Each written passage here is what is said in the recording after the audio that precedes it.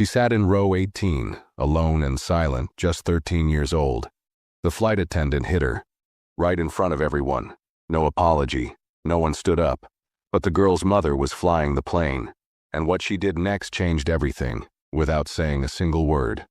Before we start the story, comment below where in the world you're watching from today. And if you enjoy stories like this, don't forget to subscribe and turn on the bell icon so you never miss the next one. Ziana Lowell sat quietly in seat 18C, her legs tucked in, sketchbook open on her lap. Her fingers moved in slow strokes, shading the wings of a bird she had been drawing since takeoff. Her backpack had been placed in the overhead bin above her by an older woman who noticed her struggling earlier. Ziana had whispered a thank you and taken her seat without causing any attention. She wore a gray hoodie and noise-canceling headphones that didn't fully cancel the noise. Every few minutes she glanced toward the aisle, careful not to make eye contact with anyone. She was flying alone for the first time, headed to California for a student art showcase her mom signed her up for. It was supposed to be a proud moment. Just as she bent down to sharpen her pencil with the tiny blade attached to her eraser cap, a sudden sharp voice snapped her head up. "Get up!" The flight attendant's voice wasn't loud, but it was cutting. A tall woman with a tight ponytail and stiff uniform stood over her. Her name tag read, Carmen Tisdale. Ziana blinked. She didn't understand. "Your bag's in the wrong place," Carmen said. "You can't just put it wherever you want. That's not how this works." Ziana's voice came out small. "A lady helped me. I didn't know." Before she could finish, Carmen slapped the back of her head with an open hand. Not hard enough to cause injury, but hard enough to sting and make the row behind them go silent. "Don't talk back," Carmen muttered, like she had done it before. Ziana's face flushed. Her mouth stayed shut. She didn't even reach up to touch the spot where she'd been hit. Her hands gripped the sketchbook tighter. A couple in the next row looked over, eyes wide, but turned away just as fast. A teenager in 18D took out one earbud but didn't say anything. Carmen straightened her collar, adjusted her cart, and moved on as if nothing happened. The airplane lights dimmed slightly. The buzz of engines filled the silence. Ziana lowered her head again, but this time, her pencil didn't move. She just stared at the blank corner of the page where she had meant to draw the clouds. Her chest hurt, but she didn't cry. Crying in public was something her mother warned her about long ago. Instead, she flipped the page and drew a hand, one just like her mom's, holding the controls of a plane. Ziana stayed hunched in her seat long after the slap. Her hoodie covered most of her face now, but her eyes stayed wide and fixed on the seat in front of her. She couldn't feel her drawing hand anymore. The pencil sat between her fingers, untouched. Around her, the cabin returned to its quiet rhythm, plastic trays closing, soft chatter, the rolling of the cart. But inside her, something had locked up. She tried to breathe slow like her mom taught her before competitions. Breathe in through the nose, hold it, let it go. But each breath caught halfway. She didn't feel safe. She didn't feel seen. She felt smaller than she ever had, like the seat itself was trying to disappear with her in it. A few rows behind, someone laughed, an easy, careless laugh, and it twisted in her ears. It wasn't the kind of sound that hurt her. It was the kind that reminded her no one else was hurting. No one else had been slapped. No one else was scared. Just her. She reached into her hoodie pocket and pulled out her phone. The signal was weak, but her last message to her mom still showed on the screen. "We just boarded. I'm okay." She stared at it. Her thumb hovered over the keyboard. Then she locked the screen and slid it back into her pocket. In her lap, the drawing of the hand on the controls looked shaky now. The lines weren't steady. She turned the page again. Blank. She pressed the pencil down hard. Too hard, until it snapped. The sound wasn't loud, but she still flinched. The flight attendant, Carmen, passed by again, this time without looking. She smiled at a couple in row 19 and handed them a ginger ale with a napkin tucked under the cup. Ziana didn't ask for anything. She didn't press the call button.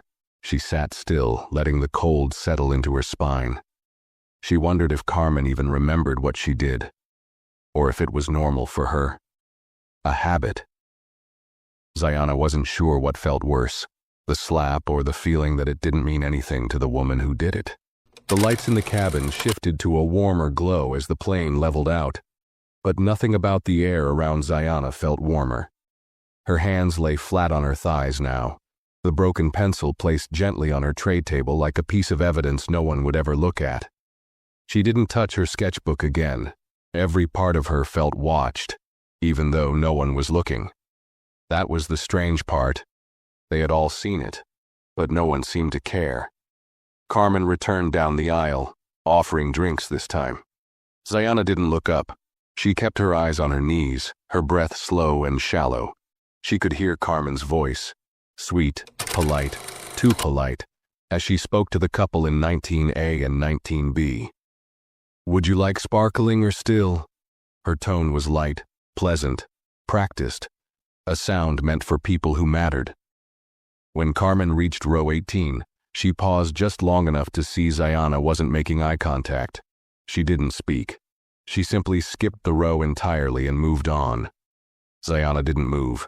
It was so clear. She was being erased, not loud, not direct, just ignored. A man in 18A, older, salt and pepper hair, clean gray sweater, shifted in his seat. He had noticed. He'd been noticing for a while now. He looked down at Zayana, then toward the aisle where Carmen had just walked. He pressed his call button. Nothing happened. A few minutes passed. Then he pressed it again. Still no response. Zayana glanced at him just once. Their eyes met for a moment. His expression was quiet but firm. She quickly looked away, nervous that someone might think she was causing more trouble. The man leaned slightly toward her, keeping his voice low. "Did she hit you?" Zayana's heart pounded. She didn't speak. She simply nodded once, almost too small to see. He didn't say anything right away. He sat back, folding his hands on his lap, then reached into the seat pocket and took out a small leather notebook. He began writing something carefully, line by line, with a calm hand. Then he looked at Zayana again. "Don't worry," he said gently. "You're not alone right now." Zayana felt a lump form in her throat. She bit the inside of her cheek to keep the tears from pushing forward. She wasn't sure if he meant it, or if this was something people just said to sound kind. But for a second she didn't feel invisible. She turned her eyes to the window. Clouds hung like soft mountains outside. She used to think clouds looked like safe places, but right now, they looked far away. Too far. Inside her pocket, her phone buzzed once. She pulled it out slowly. A new message from her mom lit up the screen. "Let me know when you land. I'm tracking you the whole way." Zayana stared at the message. Her fingers trembled. She typed 3 words. Something bad happened. Then she deleted them. She stared out the window again, and this time she whispered to herself, "Please land soon." The cabin lights dimmed again as the flight settled into its long stretch. Dinner trays clinked in the distance and soft music played from overhead speakers, some instrumental jazz that tried too hard to make the space feel calm. Zayana sat motionless, her head tilted against the window, but her body stiff, like she was bracing for something that hadn't happened yet. She kept her face turned away from the aisle, eyes watching the clouds slip by, though nothing outside felt real. Everything in her chest felt tight and jumbled, anger, fear, confusion. But above all that, shame.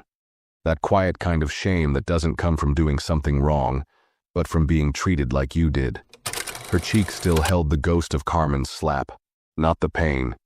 It hadn't hurt that long, but the meaning behind it stayed. She kept replaying it, over and over, the way Carmen's hand moved without hesitation. The look in her eyes, like Zayana didn't belong there.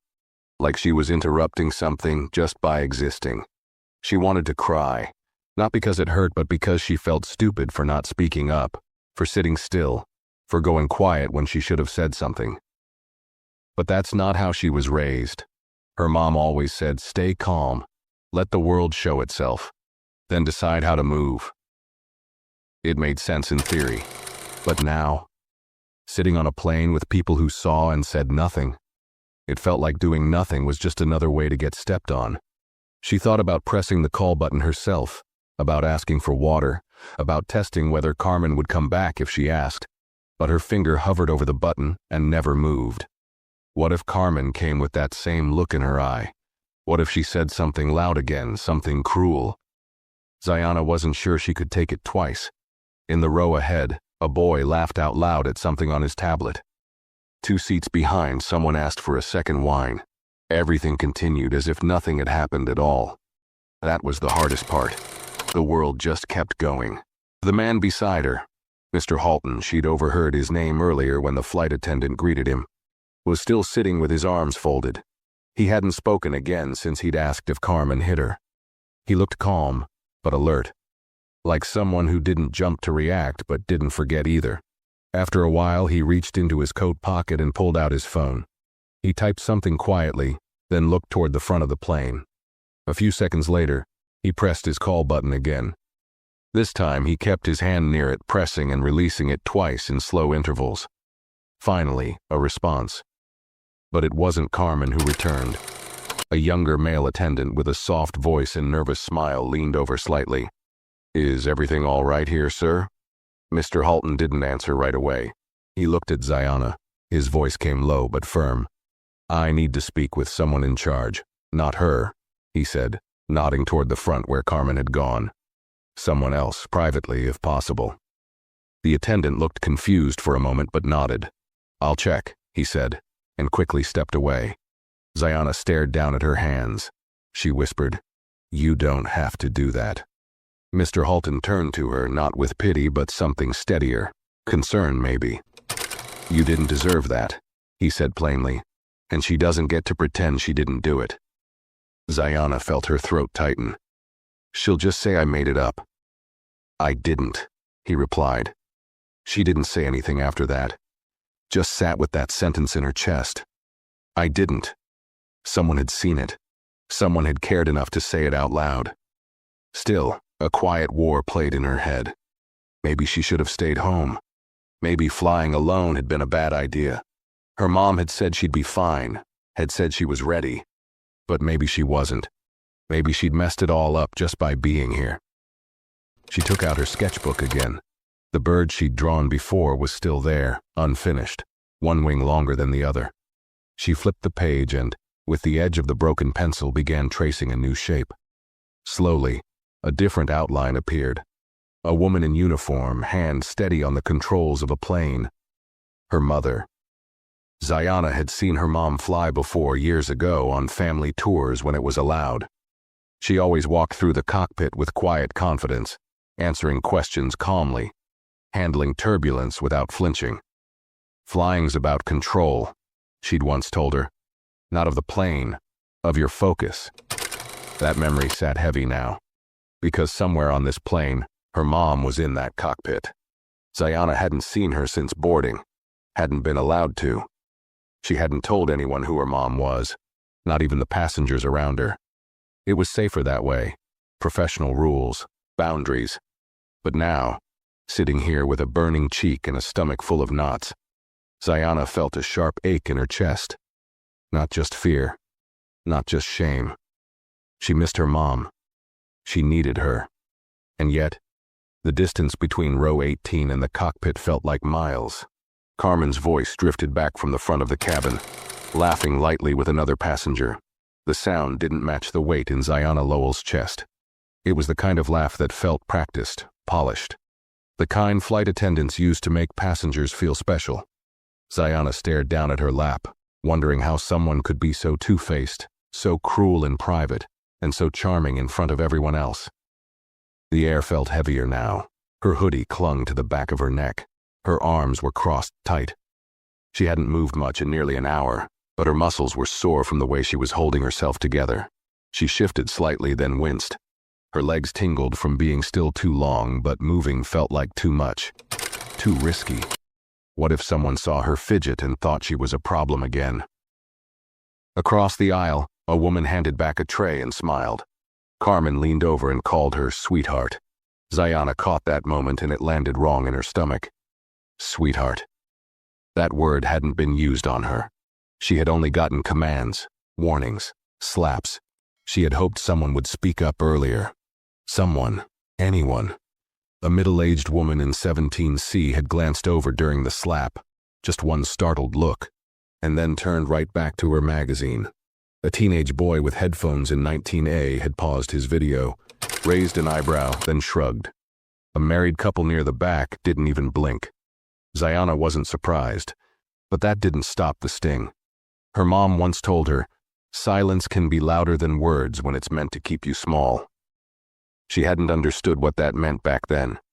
She understood now. The tray cart returned, pushed by the same male attendant from earlier, the one Mr. Halton had spoken to. Carmen wasn't with him this time. He looked down at Ziana, his expression careful. "Would you like anything to eat?" Ziana shook her head. He hesitated. "Water?" She nodded slowly, not lifting her eyes. He placed the cup gently on her tray. "If you need anything else, you just press your button, I'll come." His voice was soft, not pitying, just respectful. It helped, but only a little. As he moved away, Mr. Halton leaned slightly closer again. "I've flown with this airline for 12 years, he said quietly. "I've never seen something like that go unaddressed." Ziana didn't answer. She couldn't trust words right now, but she appreciated that he wasn't trying to fix it with a joke or tell her it would all be okay. He just told the truth. Her fingers tapped on her sketchbook. Tap, tap, tap. The rhythm wasn't random. It was her way of staying grounded. Her mom taught her that too. "Create your own sound when the world tries to drown you out," she'd said once during a rough year in middle school. Back then, it had helped Ziana feel less invisible. Right now, though, nothing could block out the silence of being ignored. She glanced again at the front of the plane. The cockpit door stayed closed, as it should.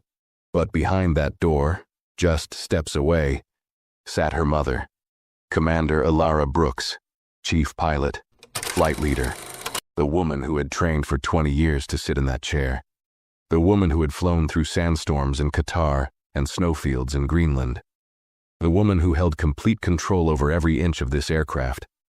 But Alara didn't know what had happened back here. That's what made it worse. Ziana could almost picture her, hands firm on the throttle, eyes scanning controls, headset snug over her curls, focused on the instruments, calm, steady, and completely unaware that her daughter was sitting in the back of this plane, shrinking under the weight of a moment she didn't know how to escape from. Part of Ziana wanted to break the rule. Just go up to the front, say her name, tell someone, "That's my mom up there." But something inside her tightened at the idea. It wasn't fear of punishment, it was fear of making things worse, of turning her mom's job, her reputation, into a conflict, into a situation. What if someone said she was manipulating things? What if Carmen turned it around and claimed Ziana was disruptive? She couldn't risk that. Not when her mom had worked so hard to be taken seriously in a space that rarely allowed women, especially women like her, to lead. Ziana had seen it all growing up. The double stares, the passive-aggressive comments, the way men questioned her mom's instructions like they needed confirmation. Alara had never let it show, but Ziana had felt it every time. She wouldn't put her mother in that spot.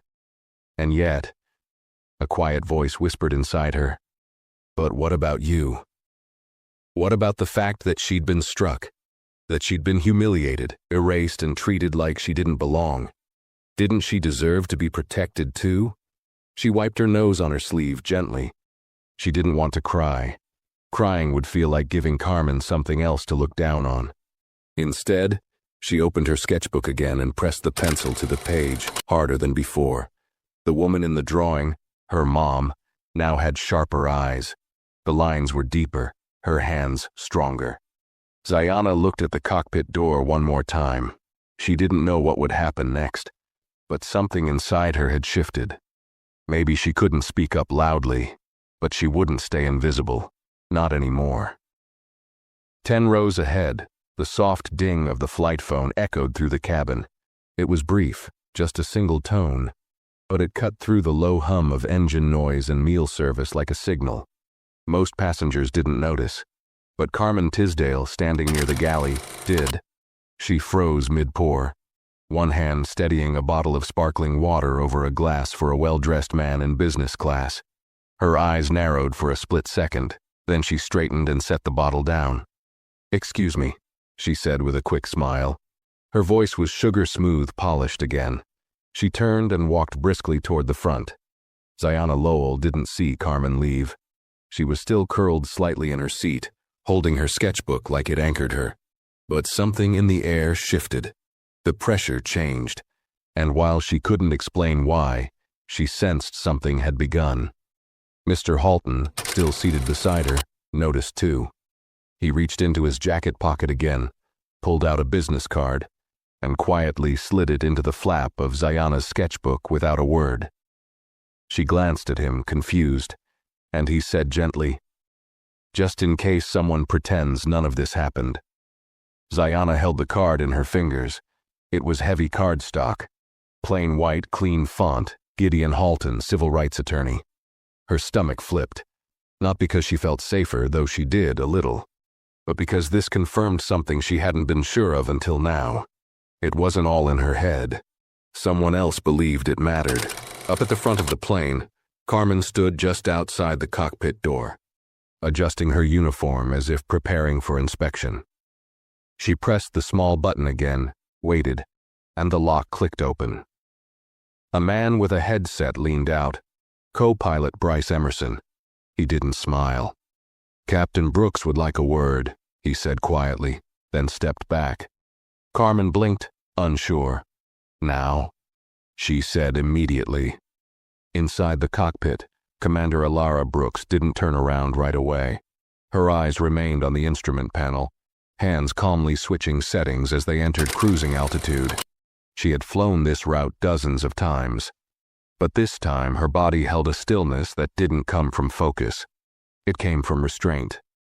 When Carmen stepped into the cockpit, Alara finally turned her chair just slightly, enough to face her. Her expression was unreadable. Her voice, when it came, was level.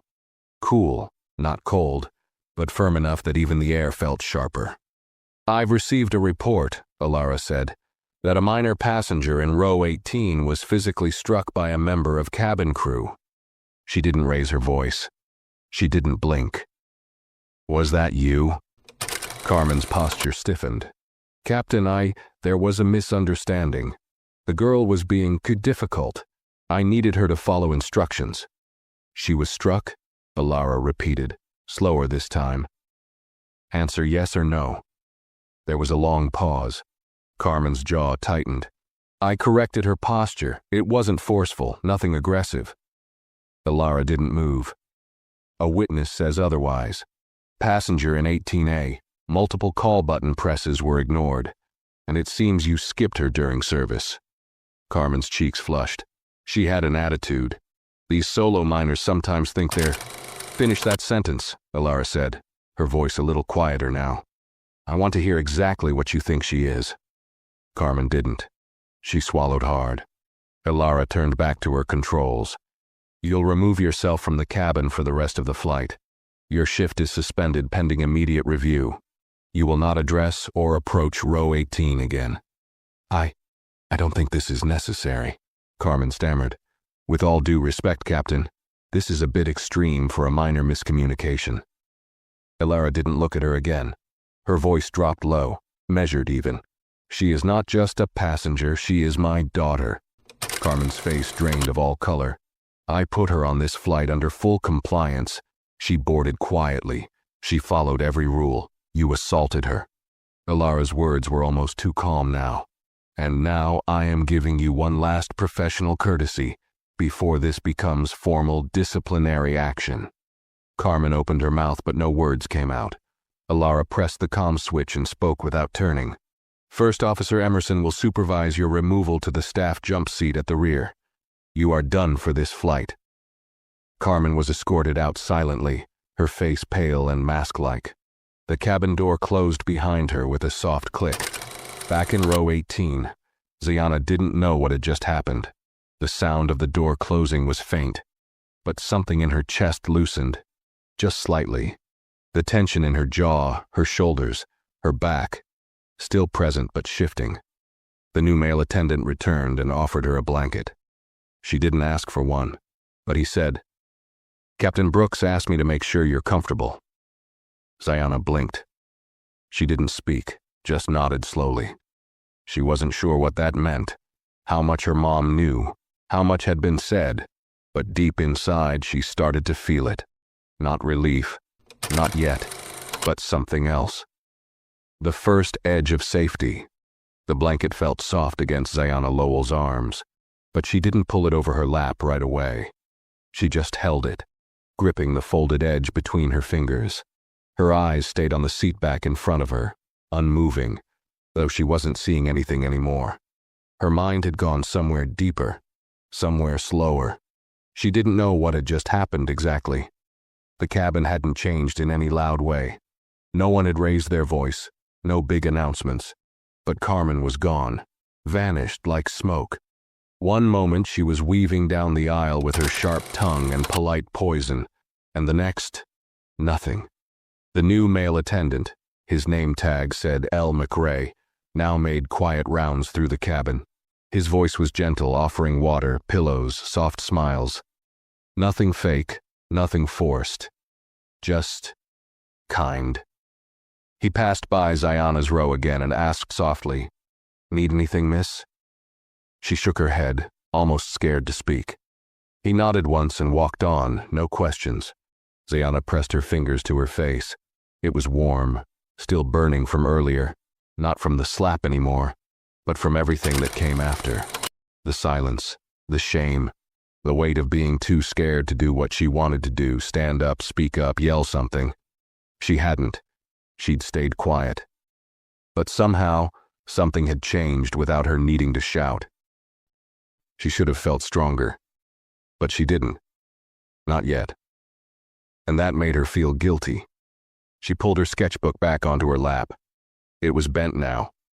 The cover creased from being held so tightly. Inside, the pencil drawings had smudged. Her mom's face half faded on the page. She flipped to a new sheet but couldn't draw. The lines wouldn't come. Her hand hovered for long moments, unsure, not from lack of skill, but because she didn't know what to feel. Was she relieved?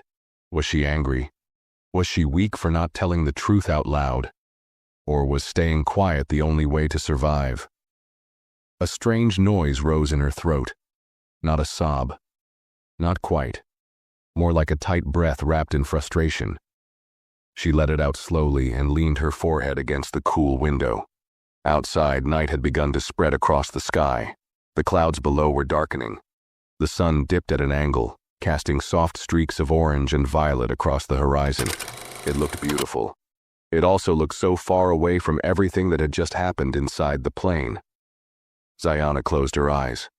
She pictured her mom behind the cockpit door, hands steady, eyes forward. She imagined how she must have sounded when she spoke to her crew. Calm, direct, in control. She always was. Ziana had never seen her mother panic, never seen her lash out. She just did what needed to be done. Had she known what happened back here the whole time? Had someone told her? Did her mom figure it out on her own? And had she stepped in? That thought caught in Ziana's chest. Because if it was true, if her mom had found out and moved things behind the scenes, it meant she had been protected quietly without even asking for it. But then the guilt came rushing in again. Was that cheating? Did it look like she only got justice because her mom had power? What would people think? That she couldn't handle herself? That she ran to her mom like a scared kid? She hated that thought. She hated that being helped could feel like weakness. And yet, she didn't hate that someone had cared enough to do it. Ziana opened her phone again. No service, just the old messages still on the screen. She reread the one from her mom. "Let me know when you land. I'm tracking you the whole way." She stared at it, then typed something. "I'm okay. Kinda." She didn't send it, not yet. Instead, she saved it in drafts and tucked her phone back away. From the front of the cabin, She heard the soft voice of the co-pilot make a minor announcement, just a time update and a weather note for their destination. Nothing urgent. But the voice calmed her. It was steady, measured. She imagined her mom was right there beside him, flying through the dark with hands so familiar they didn't even tremble anymore. Zayana leaned her head back and slowly pulled the blanket up to her chest. It smelled like clean cotton and something faintly like lavender. It felt safe. She didn't fall asleep, not really. But for the first time since boarding, she closed her eyes without flinching, and for a little while she let herself drift without bracing for what might come next. The plane kept moving through the night sky, quiet and smooth, like nothing had happened. The turbulence was light, the hum of the engines steady. Passengers had begun to settle into the slow stretch before descent. Dim cabin, half-empty trays, seatbacks reclined slightly. Some were asleep, some scrolled on their phones, some whispered across armrests, but no one looked toward row 18 anymore. No one acted like the girl sitting there mattered. Zayana Lowell stayed wrapped in the blanket now, arms tucked beneath it like armor. Her sketchbook was closed for the first time since takeoff. She didn't feel like drawing. Her fingers were tired, not from movement, but from holding so much tension all day. She flexed them under the blanket, one at a time, like stretching pain out of a bruise. Every time she closed her eyes, she saw the same image, Carmen's face. That cold, fake smile, the sharp snap of her hand, the sound of silence afterward. Then the worst part. The looks, the averted glances, the turned heads, the quiet consent, that feeling of being so visible for one moment, and then immediately erased. She wondered if that's how her mom had felt all those years building her career. The first black woman in so many rooms full of men who didn't expect her to belong. Probably worse. But somehow her mom never showed that weight. She carried it behind her straight shoulders and quiet authority. Zayana felt like her shoulders were still hunched. She tried to sit straighter, but the effort felt awkward, forced, as if her body was stuck in the memory. Footsteps approached from the front again, light but quick. A small sound, nothing loud, just leather soles on carpet. Zayana didn't turn her head. She didn't need to.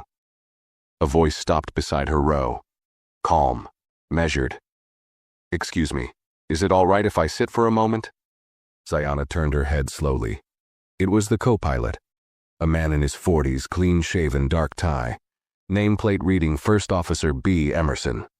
He looked straight at her, his hands folded, respectful. He gestured toward the empty middle seat beside her. "Only if you're comfortable with that," he added. Zayana nodded, unsure why. He sat down gently, not too close, keeping a small distance. His posture relaxed, not intrusive. "I won't take much of your time," he said. "I just wanted to say, you were seen." Zayana blinked. He didn't explain. He let the words hang there, not just witnessed, seen, recognized. She didn't know how to respond. The man glanced around to be sure no one else was listening, then lowered his voice. "I won't speak out of turn, but I've worked with Captain Brooks for 8 years. And I've never seen her pause mid-flight to make a phone call from the cockpit." He gave a small smile, not amused, respectful. "She told me to make sure you knew without making a scene that what happened today was not okay, and it's being handled." Zayana stared down at her lap, her throat thick, her voice barely made it out. "Is she mad at me?" The co-pilot's eyebrows lifted. "Mad? At you?" He shook his head. "She's furious, but not with you. She's furious that someone thought they could treat you like that and not answer for it." Zayana's eyes burned suddenly. She didn't want them to. She looked away quickly, swallowing hard. She didn't come back here herself because she said she didn't want to embarrass you, didn't want to make it harder. She said. He paused, then repeated softly. "She'll already have to carry enough of that moment. I won't let the spotlight add more." Zayana's chin trembled. She bit her lip and nodded. Once. Small. Sharp. "She also asked me to check if you'd like to come to the cockpit before we land," Not for any reason, just to see her. But only if you want to. Zayana didn't answer right away. She didn't trust her voice. The emotions rising were too much, too fast. Her chest ached with a tight swirl of things. Relief, love, sadness, guilt, pride, exhaustion. The co-pilot didn't press. He simply stood up after a moment. "Take your time. We've got a bit before descent." He gave a short nod, then walked quietly back toward the front. Zayana turned her face toward the window again, her eyes blurred now. Her mom knew. Her mom knew. And instead of turning it into a scene, she'd made it right from the shadows. Quiet, controlled, just like her. Zayana let herself cry now, just a little. Not because she was weak, because she realized she hadn't been alone. Not for a second. She wasn't small. She wasn't forgotten. She was seen. For a long time, Zayana Lowell didn't move. She sat in her seat, curled beneath the blanket, eyes unfocused, staring through her reflection in the window. The sky outside was darker now, the last hints of sunset swallowed by night. The cabin glowed dimly behind her. Soft yellows, blinking seatbelt signs, the occasional rustle of someone shifting or coughing. But inside her, the noise had quieted. She kept replaying what the co-pilot said. You were seen. No one had ever said that to her before. Not like that. Not in a moment where she felt so small she barely believed she existed to the people around her. And her mother. Her mother had known the whole time, had felt it, had acted. Not with panic, not with shouting, but with a kind of power that moved in silence. Zayana reached up and wiped her face with the sleeve of her hoodie. The fabric was rough and slightly damp now, but it felt real. More real than the numbness she'd been wrapped in for hours. Her breath was slow, deeper now. Her chest still ached, but it wasn't fear anymore. It was something else. A quiet grief. Not just for what happened to her today, but for all the time she had swallowed moments like this and said nothing. She thought about her old school, about the counselor who once told her she should tone down the attitude if she wanted to be liked more. She remembered a teacher who had accused her of copying a project because middle schoolers don't usually write like that. She remembered the cashier who handed change to the white girl behind her first.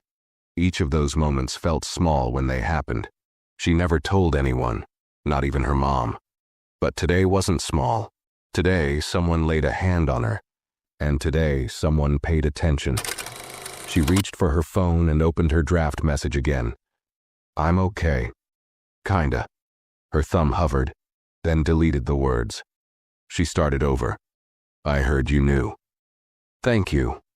She didn't send it, not yet, but it felt good to write. She looked around the cabin now. Everyone else seemed normal, comfortable, watching movies, flipping pages, sipping water, stretching legs. The kind of quiet that comes after dinner service and before landing. None of them knew what it took for Zayana to feel safe again. None of them would remember this flight. But she would.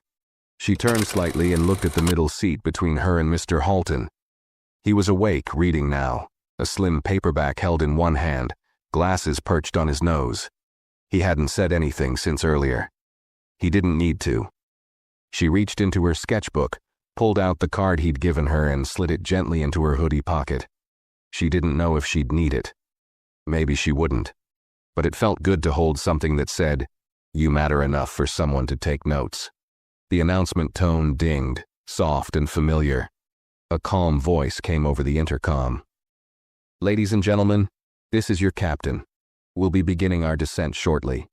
We've had a smooth ride so far, and weather in the area remains clear. On behalf of the entire crew, thank you for flying with us tonight. Zayana closed her eyes. That voice. Her mother's voice. She hadn't heard it since the morning before boarding. Now it came not as a comfort from across a kitchen table, but through a speaker overhead, calm and unshakable, carrying the whole aircraft beneath it. She felt her throat close slightly.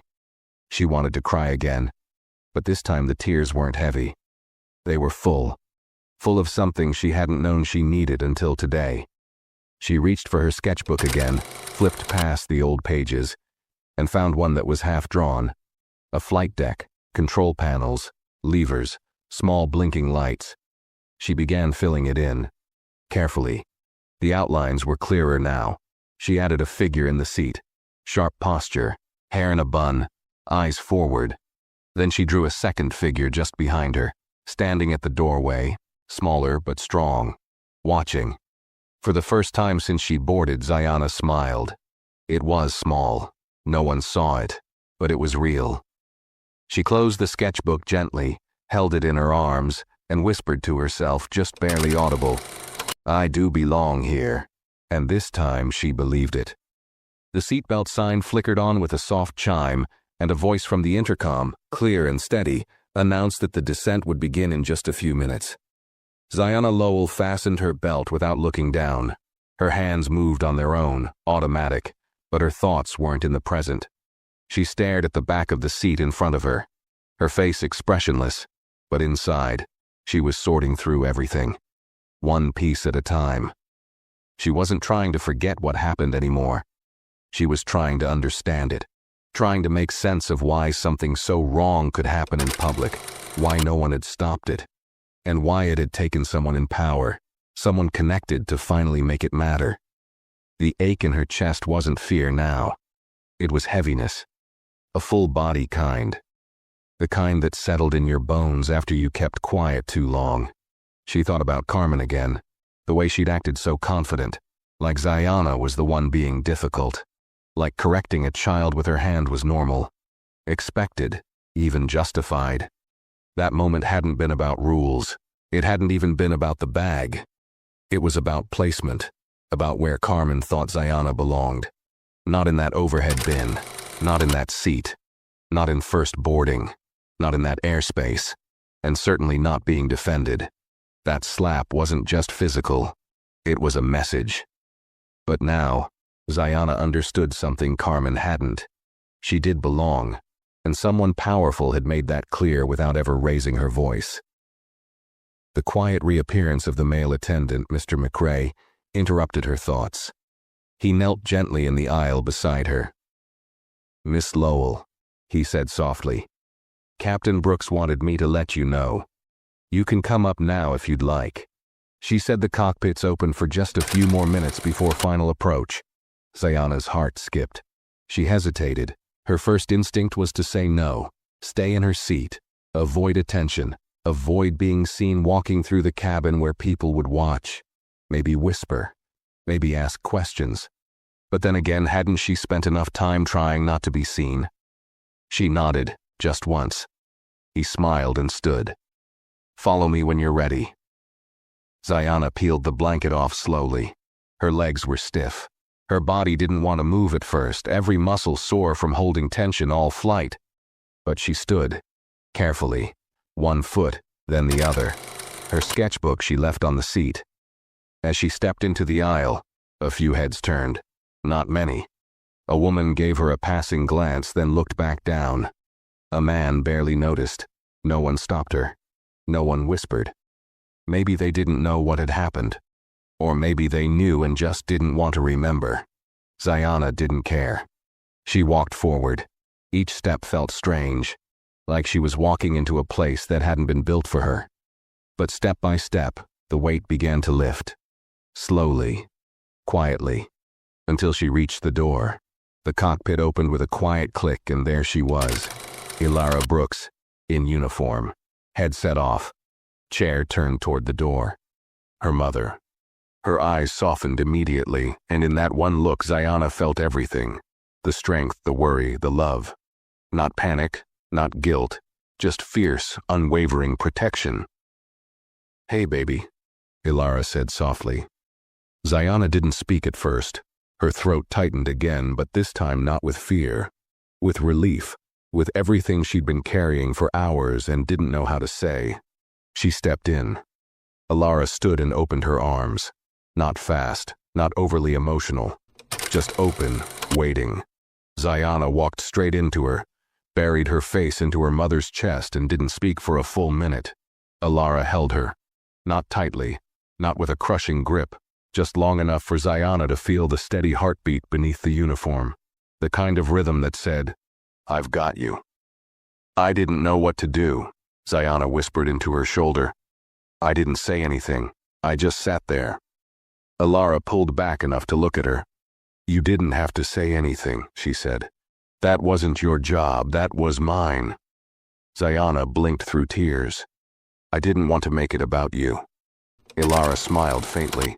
It wasn't about me. It was about someone thinking you didn't matter. And I wanted them to know they were wrong. The cockpit was quiet, filled only with the soft beeps of instruments and the low chatter of air traffic control in the background. The co-pilot gave them space, focused on preparing for descent. The moment was theirs. Alara pointed toward the captain's seat. Want to sit for a minute? Zayana hesitated, then nodded. She stepped forward and lowered herself into the seat. Her feet didn't quite reach the pedals. Her hands hovered over the controls, careful not to touch anything. Alara leaned over her shoulder. That's the yoke. This, she pointed to the panel, is your primary nav. And up there, that's where I watch the sky. Zayana stared at the panel, overwhelmed by how complex it looked, and how right it felt to be there. You fly all this by yourself? She asked. Alara grinned. Number, it takes a team. But I lead the team. Zayana looked up at her mother. I think I want to learn this one day. Alara's eyes lit up. She knelt beside her daughter again and said, calm and clear, then I'll teach you. The cockpit lights reflected off the windows, and somewhere outside, the landing gear began to deploy. The plane was descending, but inside, Zayana was rising. Quietly, stronger than before. She wasn't just the girl in row 18 anymore. She was the daughter of the woman who flew the plane. And the girl who might fly it next. The cockpit hummed softly around them, filled with blinking panels, muted engine rumbles, and the low crackle of air traffic control feeding instructions through the speakers. The light was dim, tinged with pale green and amber, wrapping the space in a glow that felt half futuristic, half sacred.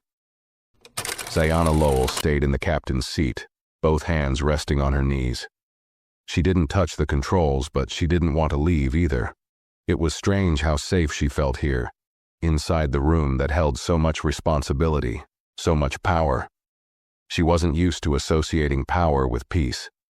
But sitting here, inside the seat that led the entire plane, felt steadier than any place she'd been all day. Her mom, Captain Alara Brooks, crouched beside her again, adjusting the cuff of her uniform.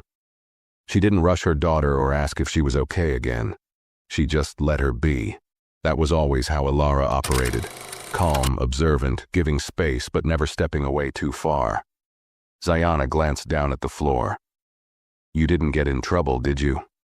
Alara raised her eyebrows slightly. For what? For doing what you did. For me. Alara smiled a little. Number.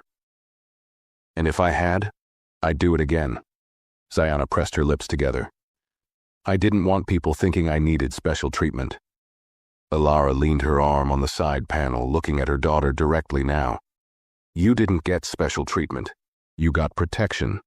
What Carmen did wasn't just rude. It was dangerous. And if anyone tries to make you feel like speaking up is asking for too much, they're trying to keep you small. Zayana blinked. She didn't answer right away. Sometimes, Alara added, people will act like your silence makes things easier. But it only makes it easier for them. Not for you. Zayana's voice came out quieter than she intended. I thought maybe I overreacted. Maybe it wasn't that bad. Alara's face turned serious. Z, she hit you. That's never okay. Not in a plane, not in school, not anywhere. You didn't overreact, you stayed calm, you stayed safe, that was smart. But don't let your brain start shrinking the truth just to survive it. That last sentence hit harder than Zayana expected. She lowered her head again. She had been shrinking it, mentally making it smaller so it would fit into something she could carry alone. But her mom wasn't letting her do that this time. She was forcing the truth to take up space. And that truth was this. Zayana had been wronged, silenced, and nearly convinced it didn't matter. Alara reached out and adjusted the shoulder strap of Zayana's hoodie. You know, When I was first training to fly, I had an instructor who used to look me dead in the eye before every solo flight and say, "If you want the sky to respect you, you better take your seat like you own it." I didn't get it back then. I thought he was just being dramatic. She paused, then added, "Now I think he was right." Zayana looked up. "Even if people think you don't belong there?" "Especially then," Ilara said. A beat passed between them. Outside, the stars blinked faintly in the corner of the sky. Below them, city lights had begun to scatter across the earth like embers from a fire, some large, some faint, some in neat lines and others like spilled glitter. The world was getting closer. The co-pilot gently cleared his throat from behind them. "Captain, approach clearance just came through." Ilara nodded. "Right. Let's get ready." She turned to Zayana. "You can stay up here until we get close. Then you'll need to be back in your seat for landing." Zayana nodded, slowly rising. She stood beside the chair a second longer, taking it all in. The lights, the quiet confidence of the room, the steadiness of her mother's presence. Then she reached out and hugged Ilara again, this time tighter, not because she was scared, but because she was proud. Ilara hugged her back, murmuring into her hair, "You're stronger than you know." Zayana stepped out of the cockpit. The door closed gently behind her. The aisle stretched ahead, long and quiet. Her legs shook slightly, not from fear this time, but from release. As she walked past rows of sleepy passengers and flickering screens, something felt different now. She didn't shrink herself. She didn't try to disappear. If people looked, they looked. Let them. She had taken her seat. She had been hurt, and she didn't yell or scream. But the system had felt it anyway, and she'd gotten back up, on her own feet, not just as a passenger, not just as the pilot's daughter, but as someone who belonged in the air just as much as anyone else. Zayana Lowell walked back down the aisle slowly, each step measured, not rushed. Her legs still felt a little unsteady, like they were trying to relearn how to carry her weight, this new weight that wasn't about fear, but about truth. Her head wasn't bowed this time. She didn't scan for reactions or try to make herself smaller, but she felt every eye on her, whether they were watching or not. Some passengers glanced up briefly as she passed. Most didn't hold the look. No one said anything. But something about the silence had changed. It wasn't the cold, dismissive kind from earlier. It was quieter now, almost unsure. Like the people around her knew something had happened, but they didn't know how to ask about it. Or maybe they weren't sure if they had the right to. Zayana returned to row 18 and slid back into her seat without a word. Mr. Halton looked up from his book. He didn't smile. He didn't ask questions. He just closed the cover and said gently, "You all right?" Zayana nodded once. "Yeah, I think I am now." He gave a small nod in return, then passed her a fresh cup of water that he must have requested while she was gone. She took it, feeling the coolness against her palms. The kindness of it settled somewhere deep in her chest. She glanced toward the sketchbook she had left behind on the seat. It had shifted a little, the corner sticking out from beneath the armrest. She reached for it and pulled it back into her lap. The cover was slightly bent, the pages inside wrinkled from pressure, but it still felt like hers, still felt like a piece of herself no one had taken away. She opened it slowly and flipped back to the cockpit drawing, the one she'd started just before everything changed. She stared at the figure she'd drawn in the pilot's seat. It was clearly her mother. Strong lines, precise hands. But now she added something else. A headset, a soft crease of focus around her brow, and a quiet smile at the corner of her mouth. Then she turned the page and drew something new. A seat. One she'd never drawn before. It wasn't grand.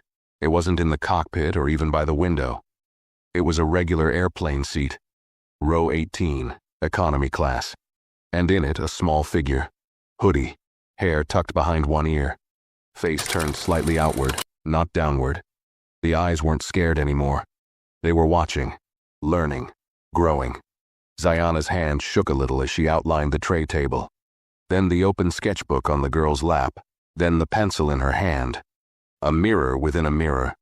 When she finished, she sat back and exhaled slowly, pressing her palm flat on the paper to smooth out the ripples. That drawing wasn't perfect. The lines were uneven, the perspective slightly off, but it was honest. That girl in the sketch wasn't waiting to be saved. She was sitting with everything she had: pain, courage, confusion, resilience, and staying upright anyway. The announcement chime rang again.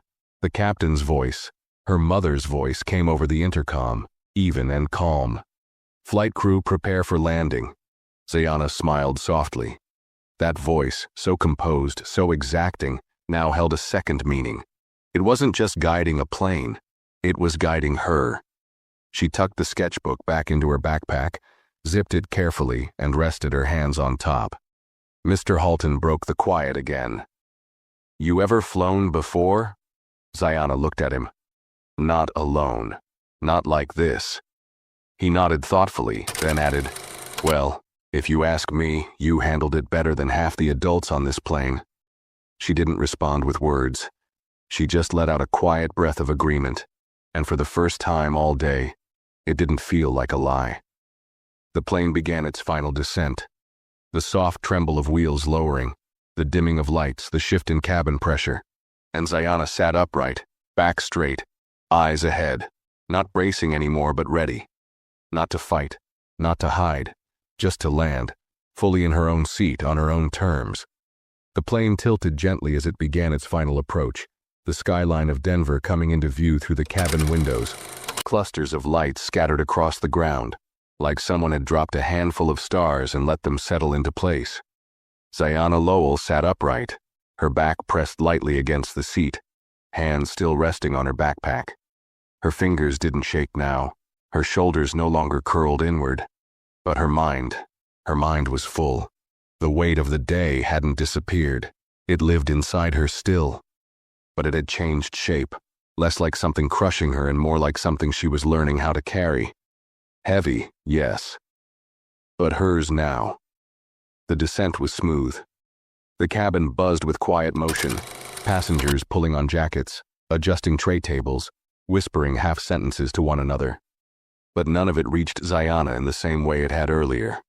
Earlier, she had felt like she didn't belong here, like the air around her wasn't hers to breathe. Now she sat with a different kind of stillness. Not quiet out of fear, but out of presence. She wasn't hiding anymore.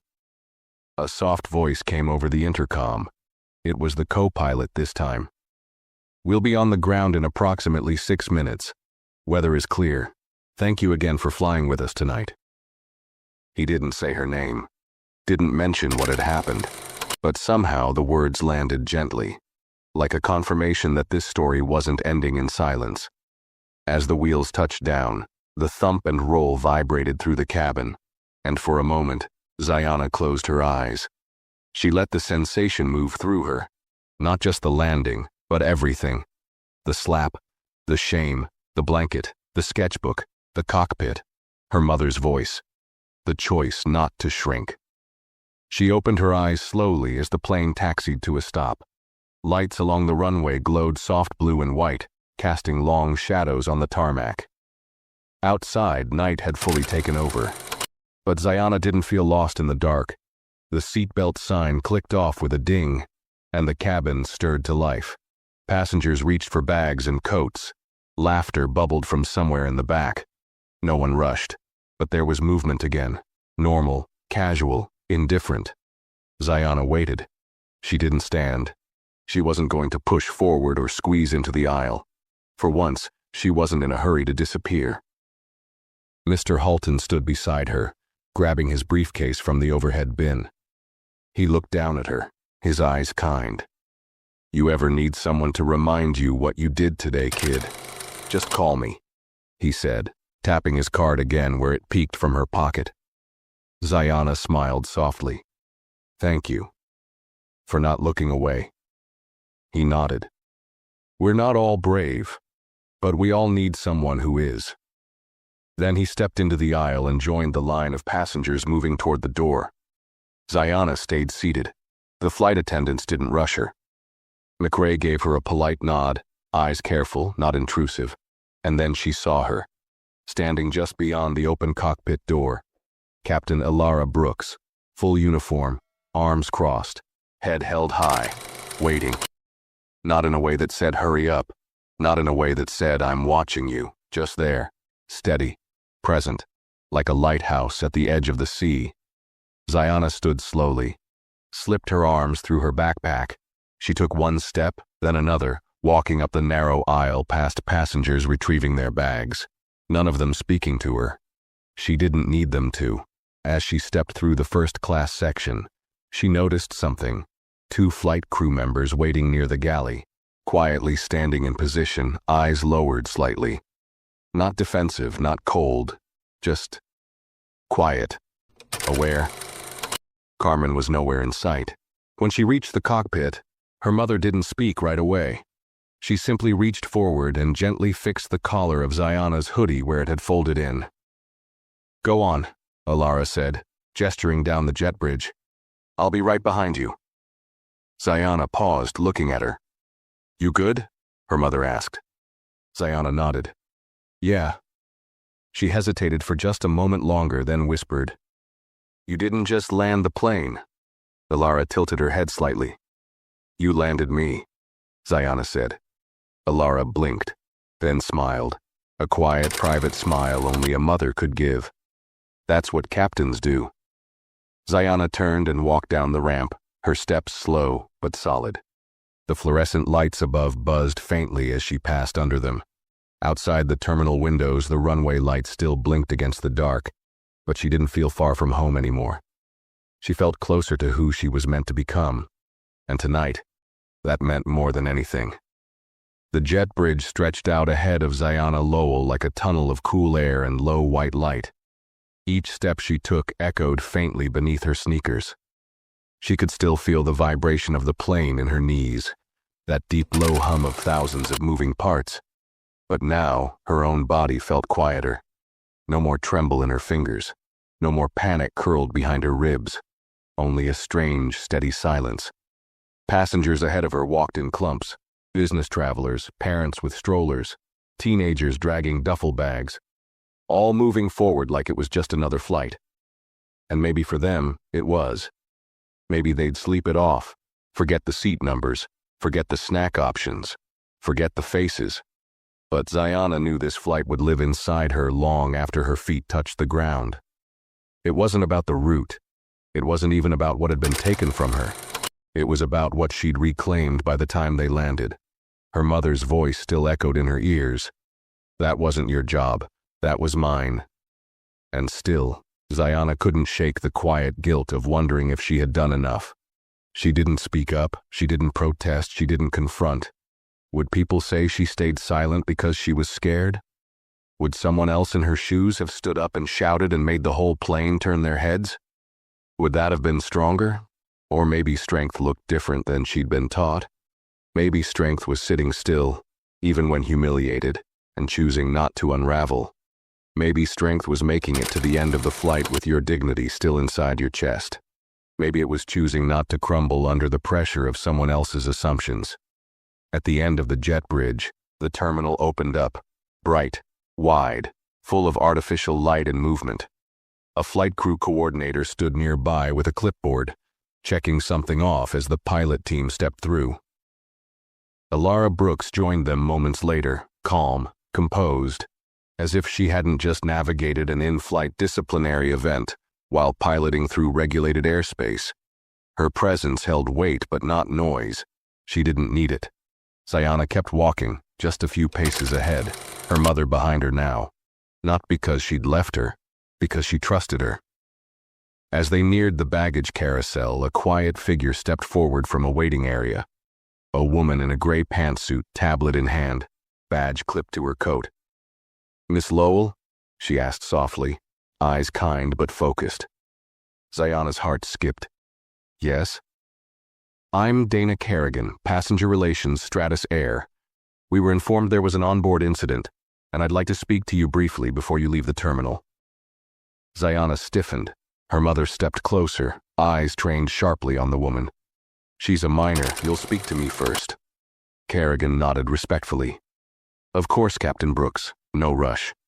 We're just collecting internal statements for the record. You're not obligated to share more than you're comfortable with, but we want to ensure this is documented properly. Zayana looked at her mom. Her mom looked back. There was a pause. Then Zayana surprised herself. It's okay, she said softly. I'll talk, just not here. They followed Kerrigan into a small service lounge nearby.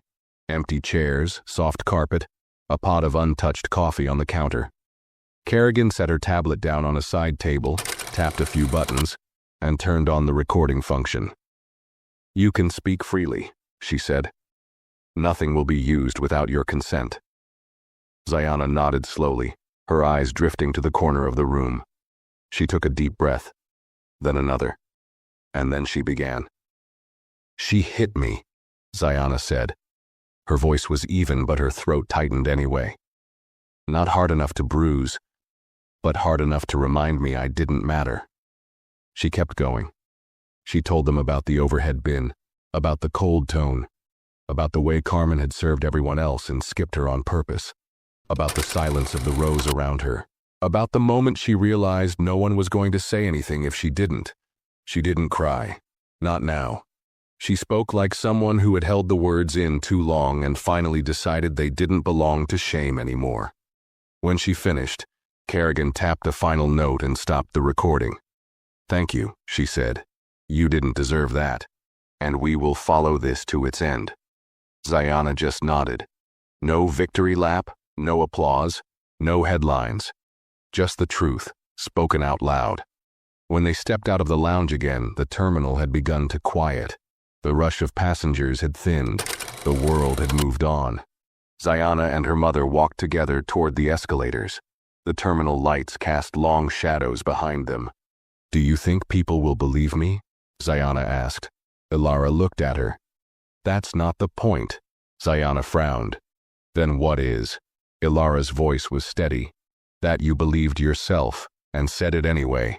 That silence stayed between them for a few paces.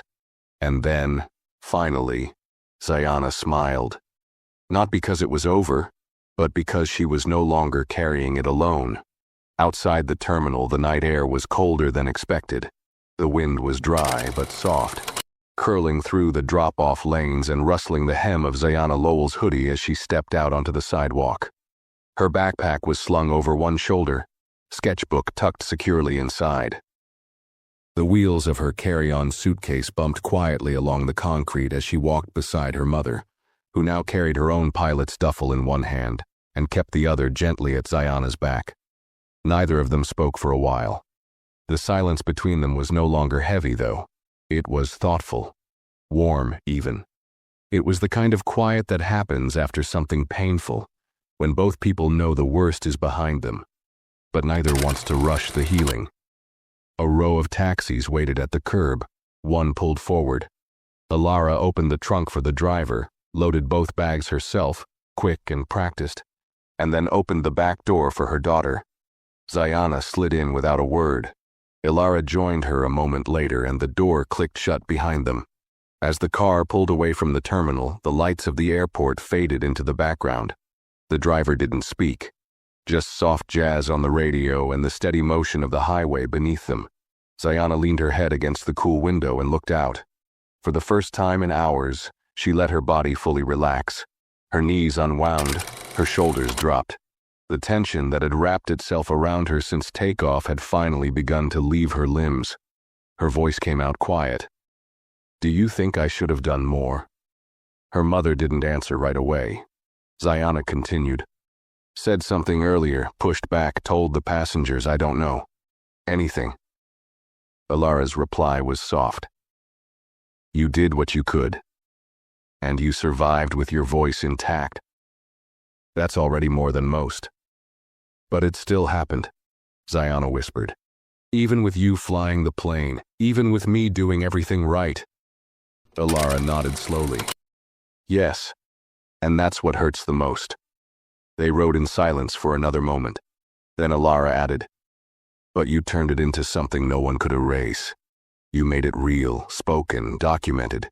You took it out of the dark and placed it where someone had to see it. Zayana closed her eyes. She thought about Carmen, about the slap, about the silence, about the man who'd seen her, the water she didn't get, the blanket, the sketchbook, the co-pilot's voice, her mother waiting at the cockpit door, and then the drawing she made of herself in her own seat, facing forward. When she opened her eyes again, the lights of the city were growing taller. Buildings, signs, street lamps, a world full of motion and noise, still spinning forward. She reached into her bag and pulled out her sketchbook. Her thumb brushed over the worn edge of the cover. She opened it to a blank page. With the taxi humming beneath her, she began to draw, not to distract herself, not to hide, but to remember. She drew a plane, not from the outside, from the inside. She drew row 18, the aisle, the tray, the armrest, and in the seat she drew a girl, hoodie, quiet face, pencil in hand. But this time she added something new, a shadow behind the girl, a figure just out of frame, calm posture, steady stance, watching but not stepping in unless needed. It was her mother, not just the woman who flew the plane, but the one who helped her land again, even when she didn't know how. She closed the book and whispered, more to herself than anyone else, "I won't forget this." Alara looked over. "You don't have to." As the car slowed in front of their hotel, the headlights lit up the front glass doors. The driver put it in park. Alara reached for her bag, but Zayana paused. She looked at her mother, really looked. For years she had admired her from a distance, watched her walk through airports with quiet confidence, watched her sit behind polished desks and glass walls, watched her fly jets across time zones without breaking stride. But tonight, Zayana had seen something more. Her mother wasn't just strong, she was anchored. And tonight, when Zayana's voice was almost lost, that anchor had held. They stepped out into the cool night air again. Alara held the door open as Zayana walked through first. The lobby lights were warm, golden, safe, the kind of glow that promised rest, not performance.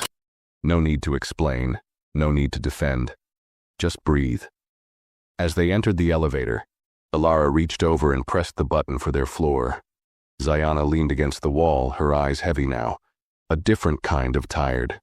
Not fear, not grief, just release. When the doors opened and they stepped into their room, Alara headed to her side of the suite and began to unbutton her uniform jacket. Zayana, still holding her sketchbook, crossed the room to the window and pulled back the curtain. The city stretched wide beneath them, glowing quietly.